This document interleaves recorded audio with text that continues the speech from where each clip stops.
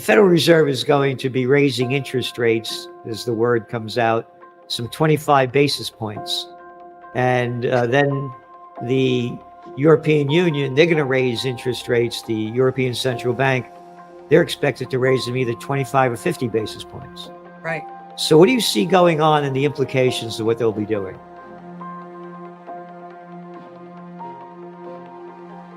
Well, I think everybody can see what's happening with the regional banks with, 15 years of zero interest rate policy. So all these banks piled into all of these treasuries and put out mortgages, put out loans. So interest rates, current market value, right? So they come out at zero interest rates, and then they go in globally. Central banks are in a major tightening where they're raising rates pretty aggressively. And what happens to the market value of those assets?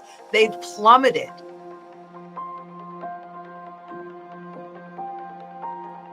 So there are all of these losses that are on their books. And what we're seeing is a complete breakdown of the global financial system, but we're only seeing the little bitty tip. And look at what's happening in the treasury bond market, unthinkable things on the short term, with traders betting on default coming up as early as June. And so they got us into this problem with all their wonderful money printing, because that's all they really have. Right. And now we're seeing the foundations of the system that they created absolutely crumble. It's rigged. It's rigged. It's a rigged game. In what America used to be once upon a time, we used to call the land of opportunity. 1% own 54% of all the equity markets. They're in control. 1% owns over half. You put the 10% together, they own 90%. The markets are only artificially being propped up right now. Rented homes were supposed to be the safest nook in the U.S. real estate market. It's not turning out that way. Rising interest rates are taking the air out of bubbly property values. Apartment prices are down 21% over the past year, according to the Green Street Commercial Property Price Index. You know who's the worst performing? Real estate offices. No kidding. Only said this was going to happen 3 years ago when they locked down everything and people zoomed to work, didn't commute anymore. It's our top trend, one of them for 2023, office building bust. January 2020. The markets and the economy should have crashed, but didn't happen because you mentioned the zero interest rate policy in the United States. And of course, over in Europe, they, for 8 years, negative interest rate policy. Right. And then, hey, stay home. Don't worry about it. Close down your business. Here's some money. Countless trillions. The number goes between 6 and 8 trillion that the government dumped in this phony money. They created a bubble, the likes of which we've never seen before.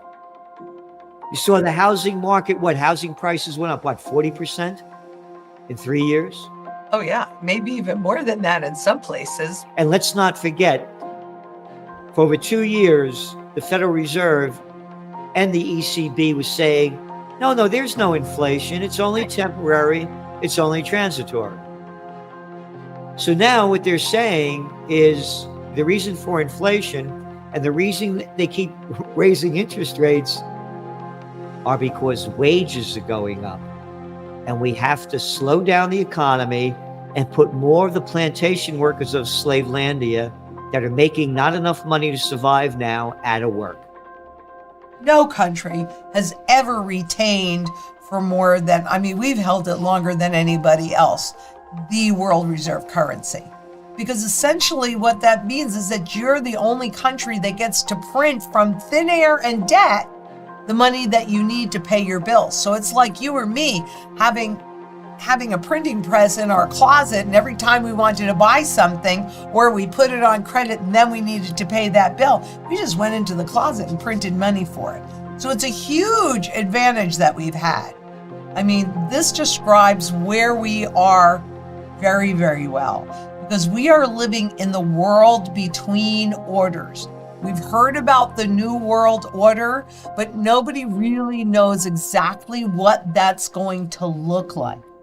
We don't know what the new order is going to be, but now you have a lot of countries that are vying to have more control, more say. And how do you want to be in this New World Order? Do you want to be under the auspices of unelected technocrats? The Federal Reserve, he's not elected. You didn't choose whoever is running that entity. And the Federal Reserve is private. They are not federal, nor do they hold reserves. They just print money and control you.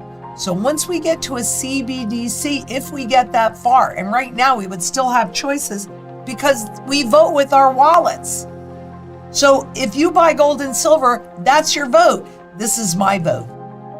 So we try to look at the whole big picture. Yes, are housing prices greatly exaggerated?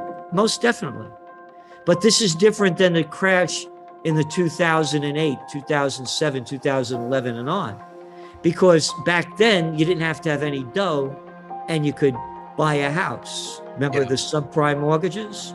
Yeah. Now people are buying them for cash. And then you have about 30% of all the home sales in 2021 came from the Blackstones and the big groups up there that are buying up housing because people can't afford to buy it. So, but then you look at real estate on other levels. To me, office, commercial real estate is going to be in the toilet. People aren't working like they used to, where we're in a complete global meltdown or worse to that effect. Sure, inflation has nothing to do with all the money printing. And look at the corporate profits. The corporations completely took advantage of the inflation and pushed that higher. And let's not talk about CEO pay and all of those compensations that they're getting, what, 1,000, 3,000 times what the average worker is making? So, but that none of that is inflationary.